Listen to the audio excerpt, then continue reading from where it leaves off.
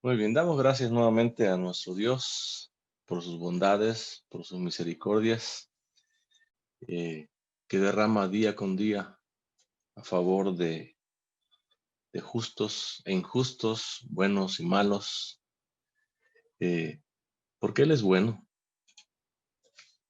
porque es bondadoso,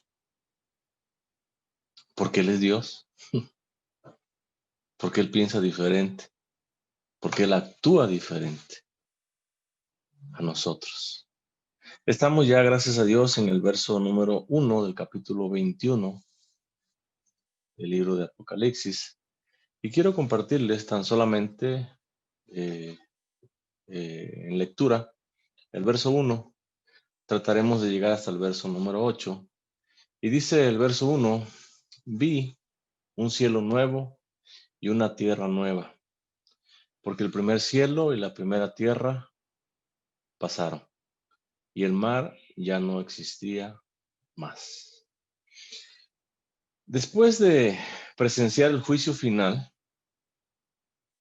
después de ver cómo el cielo y la tierra son consumidos con fuego, precisamente en la historia del fin del mundo, en el juicio final, cuando los cielos son renovados, son transformados, cielos y tierra. Ahora Juan dice que él ve un cielo nuevo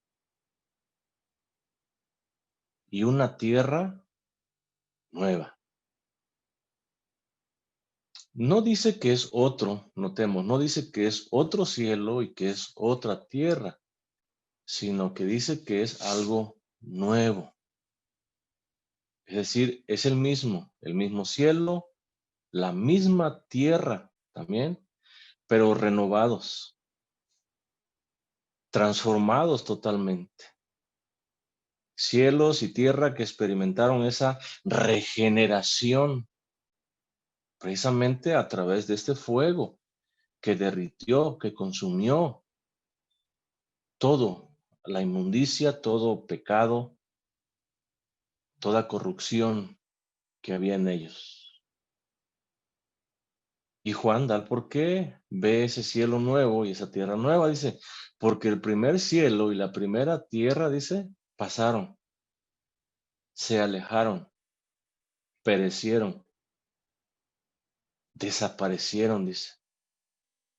Y al desaparecer ese cielo y esa tierra vieja, también desaparece todo pecado, toda inmundicia, toda injusticia también desaparece juntamente con esta tierra, porque es consumido todo eso, porque es regenerado, porque es transformado, porque son renovados los cielos y la tierra. Por eso al experimentar esta regeneración, también el pecado es consumido, también el pecado es quitado totalmente de sobre la faz de la tierra. Y es una tierra nueva, no otra, pero totalmente nueva. El profeta Isaías, allá en el capítulo 65, verso 17, dice, porque he aquí que yo crearé, dice, nuevos cielos y nueva tierra. Y de lo primero, entendamos cielo y tierra llena de pecado, de inmundicia, de maldad. Dice, no habrá memoria, ni más vendrá al pensamiento. Es decir, en nuestra mente, cuando estemos ya en esa condición, en ese cielo nuevo, en esa tierra nueva, no vendrá a nuestra memoria, ¿qué cosa? La tierra vieja. Ni vendrá, dice, notemos, más a nuestro pensamiento, esa tierra corrompida, llena de maldad, llena de pecado, llena de inmundicia. No vendrá, dice, más a nuestro pensamiento. No habrá más memoria de ella. Y sigue diciendo Juan, y el mar, dice, ya no existía más. Como es una creación totalmente nueva, totalmente regenerada, transformada, entendamos que también el mar experimenta esa regeneración, esa transformación.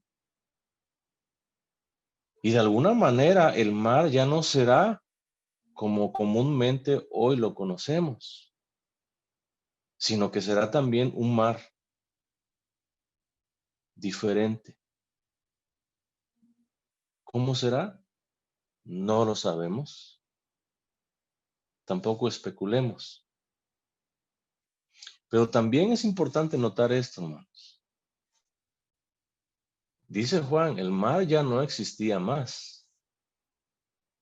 Y si tomamos esta palabra de una manera simbólica,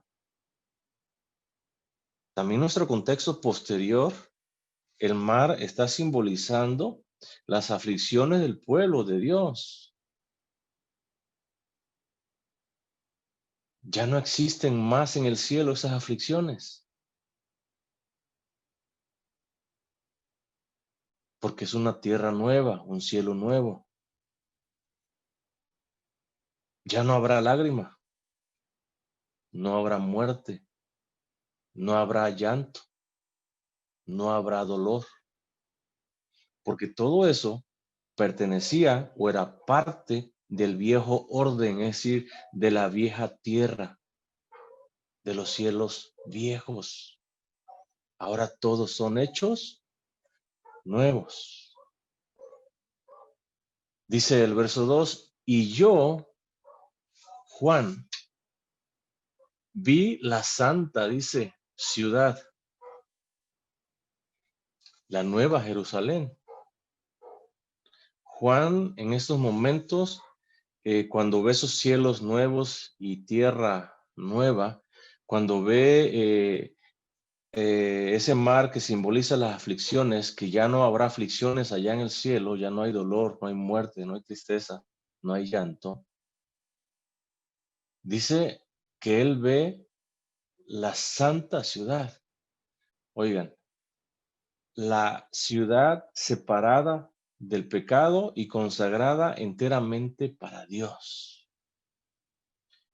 Él ve una ciudad, ahora sí, sin pecado. Él ve ahora en ese cielo nuevo, en esa tierra nueva, una ciudad totalmente consagrada, oigan, enteramente a Dios. Dice la nueva Jerusalén. Notemos, Juan ve la nueva, no la vieja Jerusalén, la Jerusalén terrenal, no ve, sino que ve la nueva Jerusalén, la Jerusalén celestial. Esta Jerusalén dice que es nueva, es santa, consagrada totalmente a Dios, pero también es la iglesia del Señor. Cada creyente forma parte entonces de esta nueva ciudad de Jerusalén. Cada uno de nosotros, hermanos, eh, pertenecemos a esta Jerusalén celestial. Cada creyente a través de los tiempos, cada creyente a través de los siglos, pertenece o estará en esta Jerusalén celestial. Y Juan ve que esa ciudad nueva, santa, esa Jerusalén, dice que la ve descender, la ve venir, la ve bajar. ¿De dónde? Dice, del cielo. Y notemos, de Dios. Esa nueva Jerusalén entonces desciende del cielo. Dice, del cielo de Dios. Es decir, desde la misma presencia, desde la misma morada de Dios, desciende esta ciudad celestial, esta Jerusalén celestial, esta ciudad santa, consagrada, pura a Dios totalmente. Allá en la carta a los Hebreos, capítulo 12, verso 22, dice, sino que os habéis acercado al monte de Sión. ¿Quién se ha acercado al monte de Sión? Cada creyente, como fruto, como obra del Espíritu Santo, cada creyente se acerca ahora al monte de Sión, es decir, a la presencia, a la gracia de Dios mismo. Dice, a la ciudad del Dios vivo, Jerusalén, la celestial. Es una ciudad, hermanos, permanente. Es una ciudad segura, porque es la ciudad del Dios vivo. Por eso permanece, por eso es segura y por eso es bella, hermosa,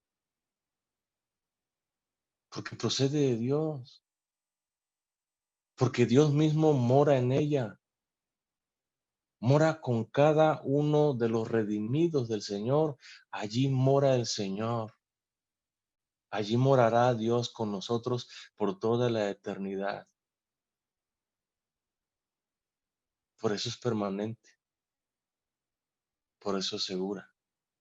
Y Juan la ve descender a esta Jerusalén del cielo de Dios, de la presencia de Dios, de la morada de Dios. Juan la ve descender y dice que la ve descender dispuesta, preparada. Dice como una esposa, como una novia, dice ataviada, adornada, arreglada. ¿Para quién? Para su marido, para su esposo. Así la ve Juan descender. Juan, sin duda alguna, hermanos, está hablando de una comunión muy íntima. Juan está hablando, sin duda alguna, de una comunión muy personal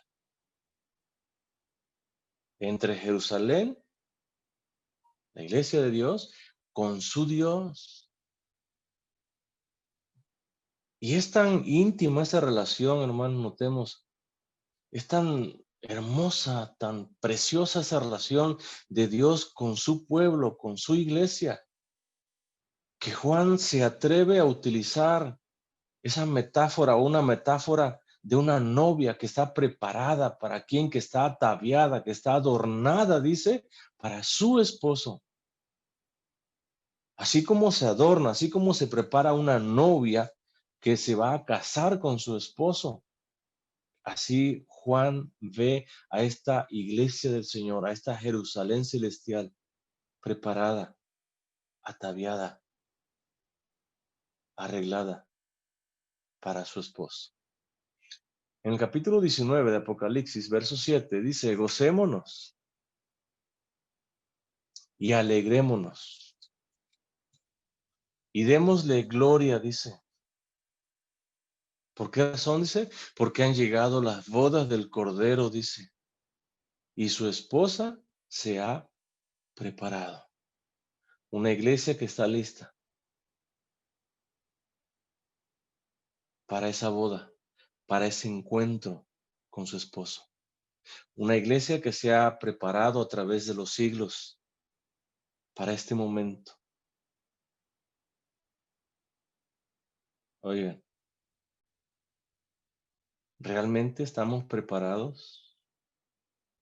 ¿Realmente estamos esperando ese momento para esa boda con el Cordero? Y notemos, Juan dice, gózate, alégrate y dale gloria a quién, a Dios, por esa boda, por ese encuentro, por esa intimidad, por esa comunión que un día experimentaremos en su totalidad en la presencia del Señor. Hoy en día el verdadero creyente experimenta esa comunión, esa intimidad, pero de alguna manera limitada, incompleta. Pero cuando estemos en esa ciudad celestial, esa intimidad, esa comunión será total, será completa, será motivo de gozo, de alegría y darle gloria y honra al que vive por los siglos de los siglos. Dice Juan, y oímos del cielo. Notemos, es una gran voz. No dice de quién. Pero dice el mensaje, la proclamación de esa gran voz. Dice, he aquí el tabernáculo, la tienda, la morada. ¿De quién? De Dios, dice, con los hombres, su pueblo, pueblo de creyentes, pueblo de redimidos, de toda lengua, tribu, nación. Dios morando con ellos. Dice, y Él morará, Él habitará, notemos, ¿con quién? Con ellos, con los redimidos, con los creyentes del Señor, con el pueblo de Dios, Dios morando con ellos, dice, y ellos serán su pueblo. ¿Quién? La iglesia, el pueblo de Dios será su pueblo. Dice, y Dios mismo estará con ellos, ¿de qué manera? Como su Dios. Es Dios mismo, hermanos, en su gracia. En esa gracia, quien hace verdaderamente posible que los hombres moren con Él. Y es Dios mismo, no es alguien más. Él morará, dice, Él habitará con cada creyente. Él morará con esas multitudes de redimidos. Él estará morando en esa ciudad celestial, en esa Jerusalén. Y esa multitud de creyentes serán su pueblo, dice. Un pueblo que le alabará, un pueblo que se rendirá totalmente a sus pies, a su servicio. Un pueblo que caerá de rodillas en adoración. Un pueblo que arrojará sus coronas delante de él. Dice, y Dios mismo estará con ellos. ¿De qué manera? Como su Dios. Hoy en día, hermanos, Dios mismo está con nosotros, pero de alguna manera incompleta. Pero un día, hermanos, estaremos total y completamente en su presencia, en sus brazos. Un día moraremos con Él por toda la eternidad. Un día le veremos cara a cara. Qué grande bendición. Qué grande bendición poder ser parte de ese pueblo. Qué grande bendición poder ser parte de esos redimidos, de esas multitudes de redimidos. Y es un gran privilegio que es por gracia, porque Dios así le plació elegirnos a cada uno de nosotros. Juan habla de una comunión íntima, pero también de una comunión eterna, porque es íntima y es eterna entre Dios y su pueblo, donde su pueblo mora en la presencia de su Dios por la eternidad, donde ya no habrá más separación, donde estaremos morando juntamente con Él. Oigan, donde Él nos tomará de su mano, donde Él nos va a pastorear, donde Él quitará nuestras lágrimas, donde no habrá más muerte, más dolor. Y eso, hermanos, es un lugar eterno, es una intimidad eterna que su pueblo tiene para con su Dios. Allá en el capítulo 7 de Apocalipsis, verso 15, dice, por esto están delante del trono de Dios. ¿Quiénes están delante del trono de Dios? Los redimidos, aquellos que han lavado sus ropas en la sangre del Cordero, aquellos que emblanquecieron sus ropas. en esa sangre de ese cordero inmolado. Dice, y le sirven, notemos, día y noche. ¿En dónde? En su templo, en su tienda, en su morada. Nos habla de una eternidad en la presencia de Dios mismo. Y Él dice que está sentado sobre el trono. Dice, extenderá su tabernáculo sobre ellos, su presencia, su tienda. Verso 16. Ya no tendrán hambre, dice, ni sed. Y el sol, dice, no caerá más sobre ellos, ni calor alguno. Verso 17. Porque el Cordero dice que está en medio del trono, ¿qué hará? Los pastoreará.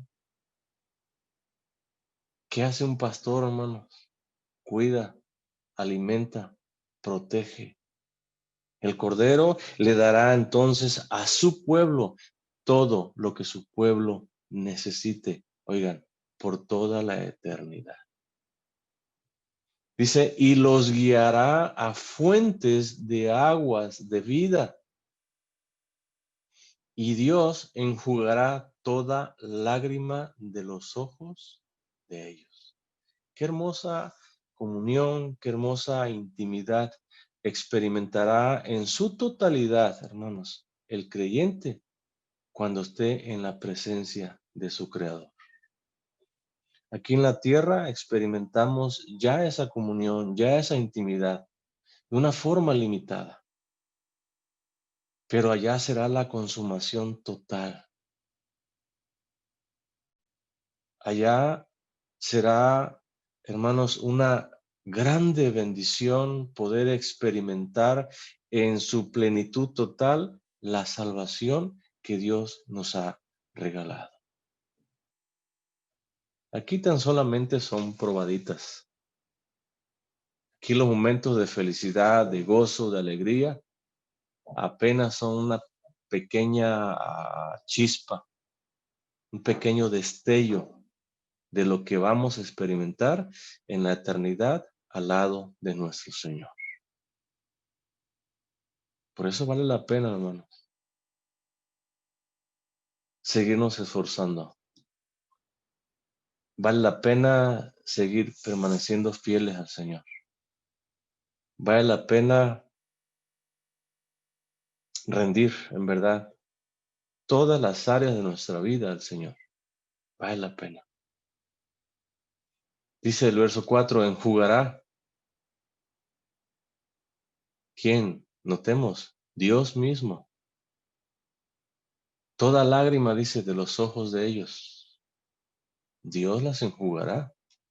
Y la palabra enjugar se traduce como frotar para borrar. Así se traduce. Entonces, Dios mismo con sus manos frotará la mejilla del creyente para eliminar, para borrar toda lágrima de los ojos de ellos. Estas lágrimas son las consecuencias de esa tribulación, de esa angustia, de esa persecución y muerte que padecieron ¿dónde? Aquí en la tierra vieja, por causa de su fe y su fidelidad a Cristo. Pero en ese lugar, cuando entremos, cuando moremos o cuando demos ese paso a la eternidad al lado de nuestro Señor, todo eso desaparecerá. Dice, ya no habrá muerte. ¿Por qué ya no habrá muerte? Porque recordemos que la muerte ya ha sido arrojada. ¿A dónde? Al lago que arde con fuego y azufre por la eternidad. Ya no habrá muerte en ese lugar. Cuando los cielos y la tierra experimenten esa regeneración, ya no habrá muerte, porque ya habrá pasado el juicio final donde es lanzado, recordemos, la bestia, el falso profeta, Satanás, la muerte y el Hades son lanzados al infierno mismo. Por eso ya no existe la muerte. Y al no existir la muerte, no habrá más llanto, ni clamor, dice, ni dolor. Porque con la muerte, hermanos, desaparecen todas esas consecuencias de ella. La muerte trae llanto, trae clamor, trae dolor, trae sufrimiento. Ya no habrá nada de eso. Y Juan dice, ¿por qué? Dice, porque las primeras cosas pasaron, se quedaron atrás. ¿Cuáles son las primeras cosas? El cielo y la tierra. Esa tierra atestada, llena de pecado, de corrupción, de maldad, se quedó atrás. Ya no vendrá o ya no estará presente ni siquiera en nuestro pensamiento, ya no. Porque todas las cosas son hechas nuevas. Todas las cosas experimentarán esa regeneración. Cielos y tierra. Allá en Isaías 65, el profeta Isaías, capítulo 65, verso 17, dice, porque he aquí que yo crearé, dice, nuevos cielos y nueva tierra, dice. Y de lo primero no habrá memoria, dice, ni más vendrá al pensamiento. Nada vendrá a nuestro pensamiento ya. No tendremos en nuestra mente ese recuerdo de ese sufrimiento, de ese dolor, de esa agonía, de esa enfermedad siquiera que padecimos. ¿En dónde? Aquí en la tierra. Nada de eso habrá. Dice, porque las primeras cosas pasaron. Sigue diciendo Juan. Y el que estaba sentado, dice, ¿en dónde? En el trono. Dijo, Dios mismo es quien está sentado en el trono. Dios mismo es el portador de este mensaje.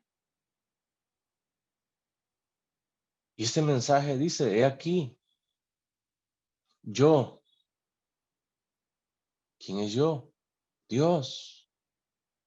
Dice, hago nuevas todas las cosas. Y notemos, es Dios mismo, dice, yo, dice, es quien hace nuevas todas las cosas. Oigan, y nadie más puede hacer nuevas las cosas, solamente Dios. Oigan, es Dios el único que puede restaurar, que puede renovar a la humanidad. Es Dios mismo. Es Dios mismo quien puede restaurar una familia. Es Dios mismo quien puede restaurar esa relación dañada, fracturada entre un esposo y una esposa, entre un hijo y un padre, o un padre hacia con un hijo. Es Dios mismo quien puede restaurar y renovar esa relación. Y nadie más. No es el gobierno, no es la política, no es la psicología, no es el yoga meditando. Solamente Dios es el único que puede restaurar y renovar todas las cosas. Es una promesa, hermano. Es una promesa que tiene un cumplimiento ahora, pero que tendrá la consumación total allá en la eternidad. Dios renueva, Dios restaura familias, personas.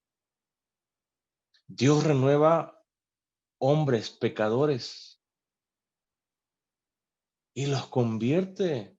en una nueva creación, en una nueva criatura, quien Dios es el único por su gracia y por los medios de Jesucristo. Y está obrando hoy en día. Dios está restaurando, Dios está renovando personas. Dios está regenerando corazones de pecadores. Y una prueba de ello, hermanos, somos cada uno de nosotros. Dios nos ha renovado, Dios nos ha regenerado.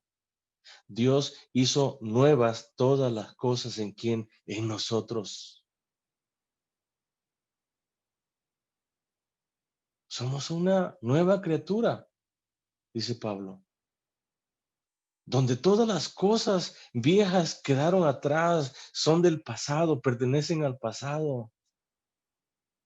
Y hay multitudes de cosas hechas nuevas. ¿Por obra de quién? Por obra de Dios mismo, por su gracia y por la obra redentora que Cristo hizo a favor nuestro en esa cruz del Calvario. Y Dios actúa hoy, Dios está actuando hoy. Por eso dice, y aquí yo hago nuevas todas las cosas. Y todas son todas las cosas. Y me dijo, escribe, porque estas palabras son fieles, dice.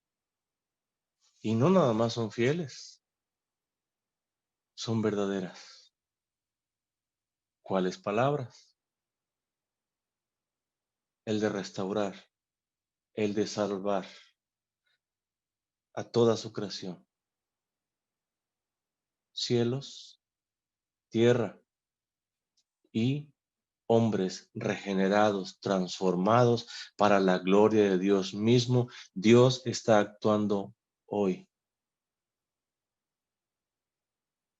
¿Habrá una consumación total? Sí. ¿Cuándo? Cuando Jesús venga. Cielos y tierra serán regenerados. Oigan, el creyente que ha sido regenerado hoy experimentará esa hermosa obra de glorificación en su vida, que es la consumación total de la salvación.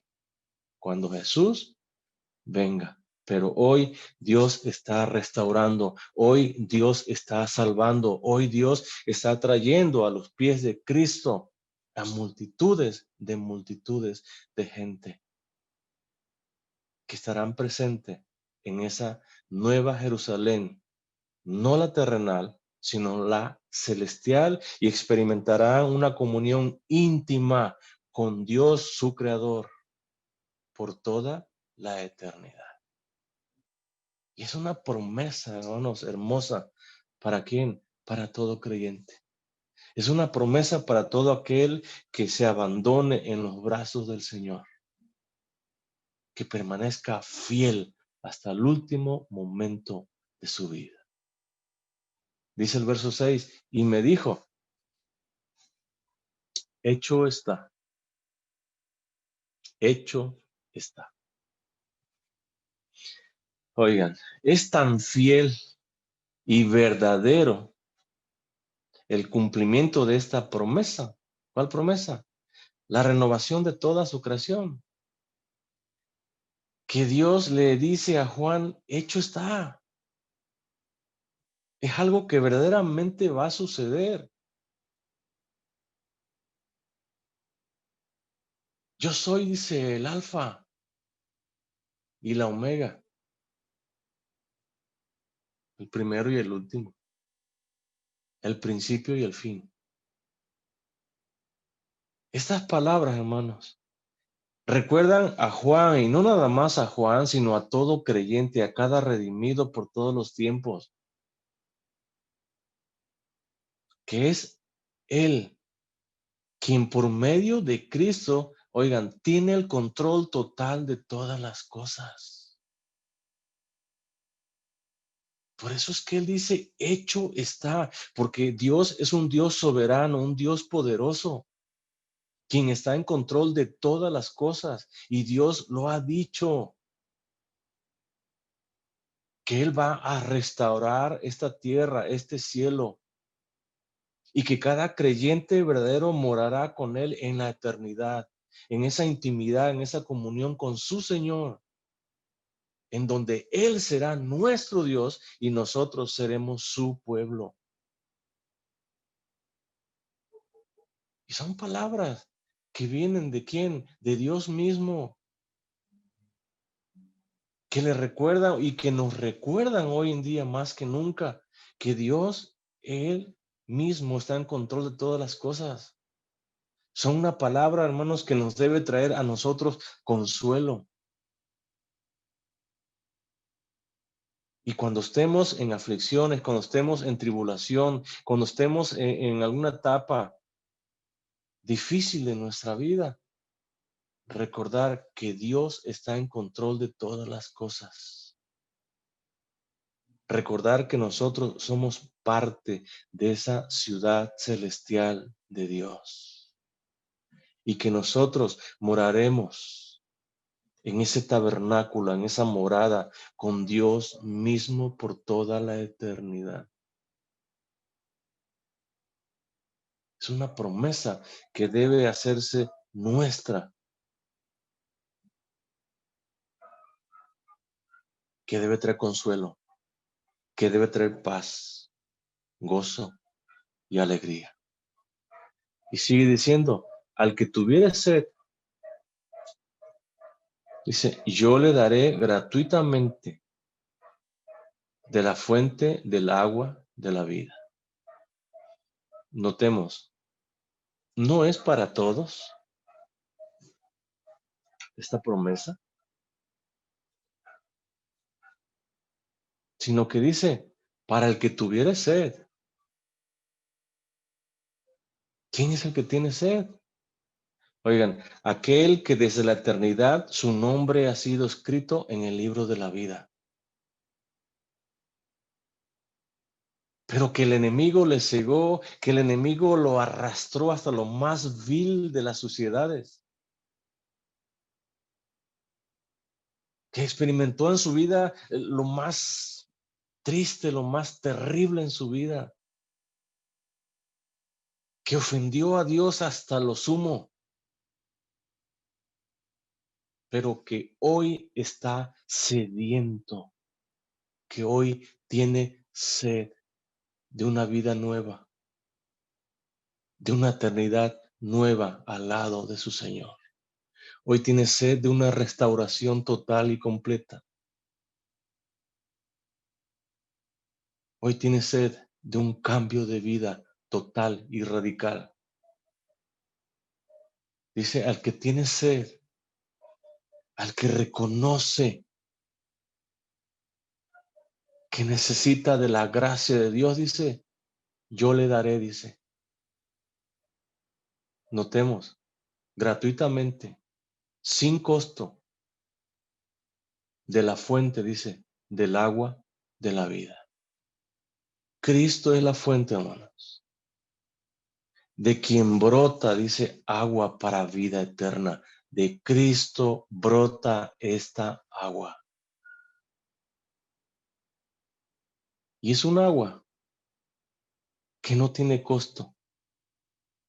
Es un agua que es por gracia, por misericordia, que Dios te la dará. ¿Cuándo? Cuando tengas sed. Cuando reconozcas que eres un pecador. Cuando reconozcas que necesitas de la gracia y misericordia de Dios en tu vida para cambiar el curso de tu vida. Dice el verso 7, el que venciere,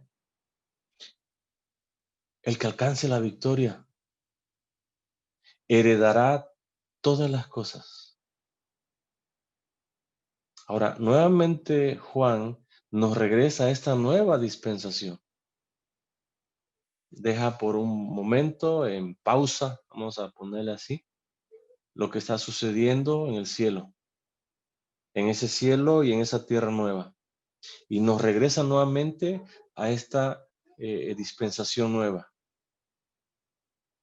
Y nos habla de una herencia que no es para todos, sino para el que venciere. Una herencia que tiene que ver con los cielos nuevos y la tierra nueva. Oigan, y nos habla de una herencia, de la herencia más grande, que este Dios soberano, grande y majestuoso, es nuestro Dios y nosotros somos sus hijos, somos su pueblo. Esa es la herencia más grande. Ese es el tesoro más grande que el ser humano puede adquirir o tener en su vida. Que Dios sea nuestro Dios y que Dios nos diga, eres mi hijo. Eso, hermano, no tiene precio. Eso no se puede pagar con nada, ni con la riqueza más grande que se pueda lograr acumular en esta vida, no se puede pagar. ¿Quién la recibe? El que vence, dice. ¿Cómo vences? Siendo fiel a tu Señor. Aún en medio de la adversidad, aún en medio de los problemas, de las dificultades, aún en medio de la misma enfermedad. Oigan, de esa enfermedad de la cual Dios no te va a sanar, porque es la enfermedad que Dios utilizará para llevarte con Él a la eternidad. No porque no tenga poder para salvarte, para sanarte. Aún en medio de esa aflicción, de esa enfermedad, de ese dolor, de esa agonía, el creyente permanece fiel a su Señor. Y de esa manera vence. De esa manera alcanza la victoria. Oigan, y hereda todas las cosas. Cielo nuevo, tierra nueva, pero sobre todo la presencia de Dios, la morada de Dios por toda la eternidad. Gozar de Él por toda una eternidad. Dice, el que venciere heredará todas las cosas. Y yo, dice, ¿quién es yo? Dios. Seré su Dios, dice, y Él será mi hijo. En Jesucristo, hermanos, Dios nos ha adoptado como hijos suyos. Oigan, y al adoptarnos, nosotros pasamos a ser miembros o a ser parte de la familia de Dios. ¿Quién? El que permanece fiel, el que abre su corazón al Señor, el que tiene sed de Dios, el creyente verdadero, el que experimenta esa regeneración en su corazón. Él es parte de esa familia de Dios mismo, porque ha sido adoptado como hijo de Dios. Pablo allá a los Corintios, en la segunda carta, capítulo 6, verso 18, dice, y seré para vosotros por Padre. Dice que Él será para vosotros. ¿Quiénes son vosotros? Nosotros. Nosotros los creyentes. Seremos, dice, para Dios, hijos e hijas, dice. Y notemos quién lo dice. Dice el Señor Todopoderoso, que tú eres su hijo, que tú eres su hija por toda la eternidad y que Él es tu Padre, quien te cuida, quien te provee, quien te anhela y con quien pasarás toda la eternidad a su lado. Qué grande bendición, hermano. Qué grande dicha, qué grande gozo, qué grande alegría debe de haber en nuestros corazones al saber esto. Cómo el creyente verdadero ha pasado a ser parte de la familia, parte del pueblo de Dios. Y Él es nuestro Dios, Él es nuestro Padre y nosotros somos sus hijos. Oigan, y ese nombramiento es por toda o para toda la eternidad. ¿Cómo no caer de rodillas, hermanos? ¿Cómo no servirle a Dios? ¿Cómo no esforzarnos en verdad por agradarle?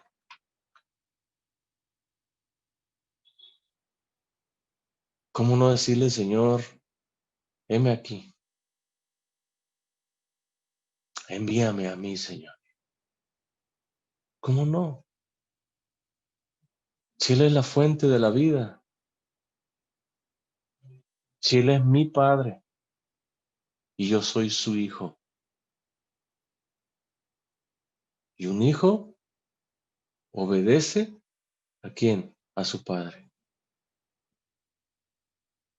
Un hijo se esfuerza, se esmera por agradar ¿a quién? A su padre. Mayormente si nuestro Padre es el Señor Todopoderoso. Terminamos con el verso 8. Dice Juan, pero, y hay un pero. Y este pero, hermanos, nos habla de un contraste. Un contraste bien remarcado entre el pueblo de Dios y esos impíos que serán lanzados al lago que arde con fuego y azufre por toda, dice, la eternidad. Hay un contraste.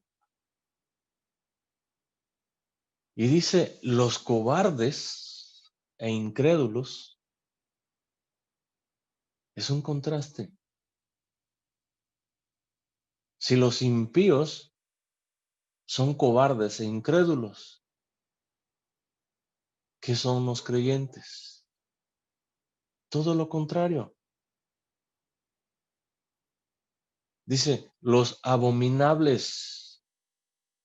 Esta palabra se traduce como detestables, como odiosos. Si los impíos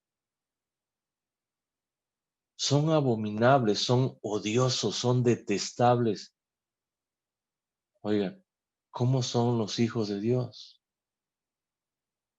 Pensemos cada quien, hermanos. Y cada quien demos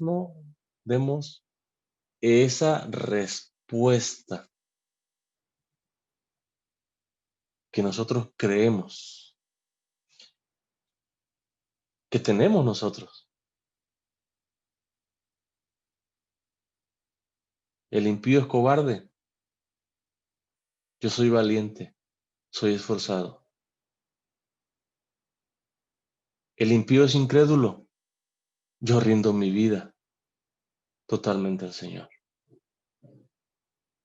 El impío es abominable, es odioso. Yo estoy lleno de amor, de misericordia, aún con mis enemigos. El impío es homicida. Yo dejo todo en las manos de Dios. El impío es fornicario. El creyente sabe esperar y vive una vida agradable delante de Dios. El impío, dice, es hechicero. Practica, visita, cree en la hechicería. Los creyentes confían y saben que su vida entera está en las manos de ¿quién? De Dios. El impío es idólatra. El creyente adora, se humilla, se postra, se tira en adoración y rendición total a su Señor. Pero esto es impactante. Y es un contraste que debe de existir, que debe ser real. Dice, y todos los mentirosos. El impío es mentiroso, vive en la mentira, practica la mentira, habla la mentira. ¿Por qué razón? Porque su padre es el padre de mentira, porque su padre es Satanás. El creyente vive la verdad, practica la verdad, habla la verdad. ¿Por qué? Porque Cristo es la verdad. Y son contrastes, hermanos, bien remarcados, que deben de existir en nuestra vida como creyentes del Señor. Y deben de estar presentes en todo momento, en todo lugar en nuestra vida. El creyente no es cobarde, no es incrédulo, no es odioso, no es homicida, no es fornicario, no es hechicero, no es idólatra, no es mentiroso. Vive la verdad, porque su Señor, que es Cristo, es la verdad. Si cada uno de nosotros, hermanos, tenemos estos principios que contrastan con los impíos, démosle gracias a Dios. Pero si hay algo en nuestra vida en lo cual no está bien remarcada ese contraste o bien remarcado ese contraste, pidámosle a Dios perdón y fortaleza para poder remarcar cada uno de esos contrastes. Porque quienes practican esas cosas, dice, son lanzados al lago que arde con fuego y azufre. Los que practican esas cosas, dice, experimentarán la segunda muerte. En el creyente ya no tiene poder la segunda muerte. Ya no lo hay. Pero es importante, hermanos, que esos contrastes nos definan o nos den a conocer como hijos de Dios, como parte del pueblo de Dios, en donde Dios es nuestro Dios y nosotros somos sus hijos. Que Dios les bendiga, hermanos. Amén.